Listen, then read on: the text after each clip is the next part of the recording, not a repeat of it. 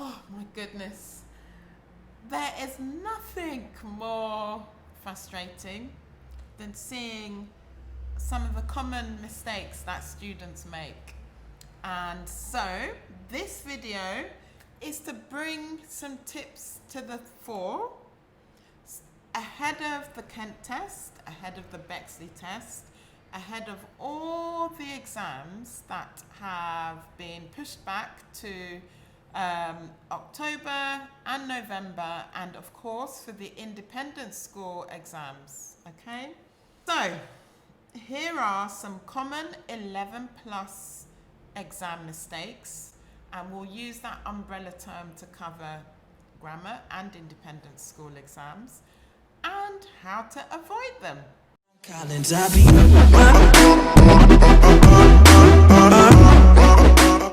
Hi, my name's Joycelyn Akufo. I'm the Managing Director of Geek School Tutoring. We are based in Beckenham and Catford, and we specialise in the 11 plus, 10 plus, 7 plus, 16 plus, all the pluses. In other words, anything exam-wise and interview-wise that you need to get into an independent school, and grammar school exams. We also work with children from reception to GCSE age, covering maths, English, and the 3 sciences, chemistry, biology, and physics. So, common 11 plus exam mistakes. In no particular order.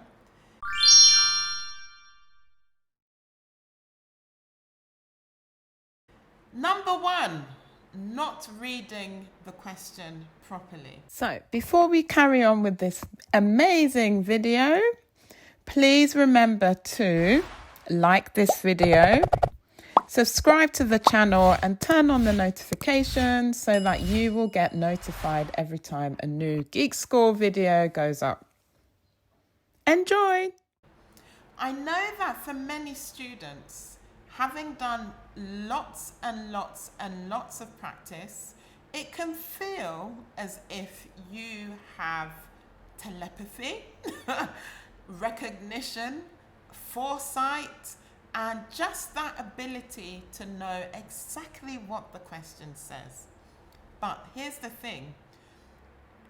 Examiners and the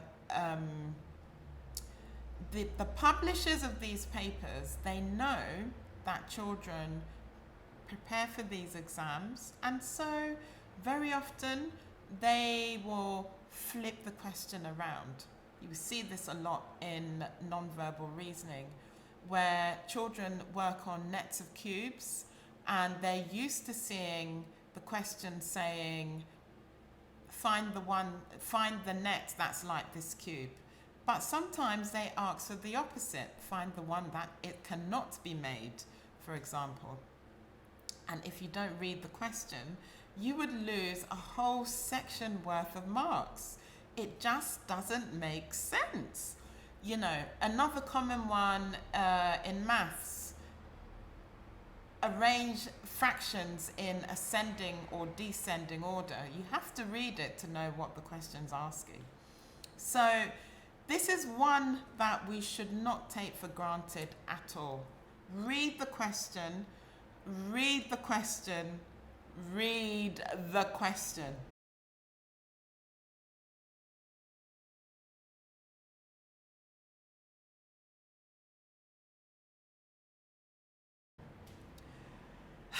Number 2,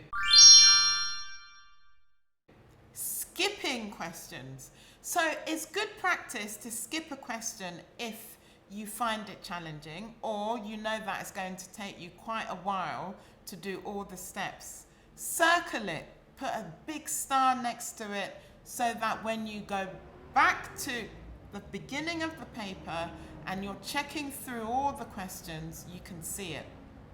It's very, very important, okay? So you must not just skip questions. If you run out of time, in the last few seconds, you know, put a line randomly through all the boxes.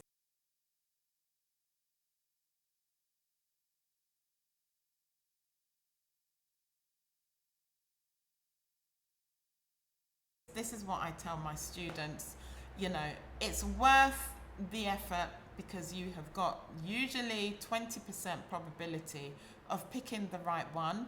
If you leave the box blank, that comes all the way down to 0. What would be the point in that? It's worth 20% is worth the chance. It really is, as opposed to just giving it away. This is one. Poor time management. Basically, falling in love with a question, refusing to move on. I am going to work this out. 5 minutes, 10 minutes, and you're still on question 22. There are 60 or 80 questions on the paper, and because you've wasted so much time on question 22, you've left out 15 questions, 20 questions. Even if you got all the other questions correct, your score will be quite low, and you may well pass the exam still, which can happen, but it won't be high enough for you to be deemed selective. Why put yourself in that risk zone? Basically, for the grammar school exams, all the questions are equally weighted anyway, so they're all worth like 1 mark or however they weigh the questions. So if you're finding it a challenge, or if you're overthinking how to do the question and so on, just circle it, move on, and make sure you come back and then fill it, complete it once you've done all the others. And you should do this as you come across challenging questions so that you have enough time to finish the paper. This is very, very, very important, extremely important. So don't dwell on questions to the detriment of your exam. It just doesn't make sense. So not showing working out. This is very important for independent school papers and for grammar school paper exams where it's stage 2. If you don't show your working out for the maths papers, you will lose more marks than you can imagine. You could get 100% of the questions correct, but you would lose a significant portion of marks, which could mean that you're not offered a place, even if you put all the correct answers on. Have to show your working. You have to show your working out. You have to show your working out. Also, if you don't, and you're doing all of these calculations mentally, what do you have to check? Nothing. In order to check your work, you have to do it all over again in your head. There just won't be enough time to do that for all the questions. So it just doesn't make sense. Do the working out. And then finally, this is one that is always a bit of a bugbear for me. Children who are sitting the 11 plus who don't know their times tables, haven't got a handle on spelling conventions, and just the basic grammar. You need to know these things. Times tables should come quickly. 9 times 9, 81. Not 9 times 9 to buy time. We don't want any of that. 6 times 6, 36. Should be very, very quick. If times tables is an issue, download one of the free times table apps on a tablet or, a phone. A lot of children have phones these days. Especially the ones that are going to and from school on their own, and spend 10 to 15 minutes on it a day. I like the times table apps more than just writing the times tables out on paper, because it jumbles everything. It's a bit more fun, and because you can do it over and over again, it's easier for the children to remember areas like basically times tables that they've got wrong. And doing that every day, 10 to 15 minutes, does a lot of good and helps them speed up with those grammar rules. Geek School has an 11 plus grammar dictionary. Use them. use it, rather. Use it, it really helps. We also have one for 11 plus maths. They're very comprehensive. I've put them together myself over years of 11 plus prep, and seeing that often the books don't cover everything. They tend to cover grammar rules that are mentioned in that particular book. And so if fronted adverbials just happens not to be in that book, it's not covered in the book. So that's very important. And then spelling conventions. I'm thinking of doing a video on that. What do you guys think, geekers?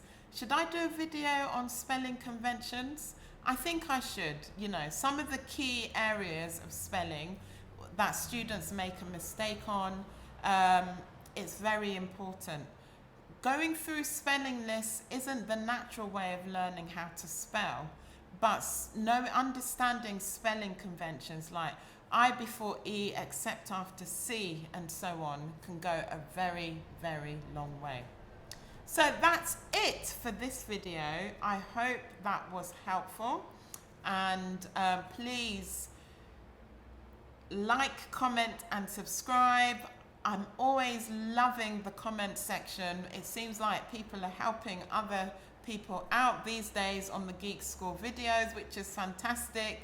It's like we're building a lovely community here, which is just the way it should be. If you have any direct questions for me, put them in the comments and I will do my best to help. Bye!